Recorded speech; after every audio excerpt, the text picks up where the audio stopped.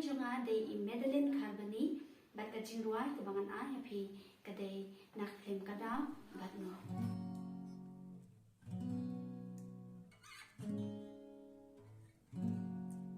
Got me some dear what haba Idia wrong get to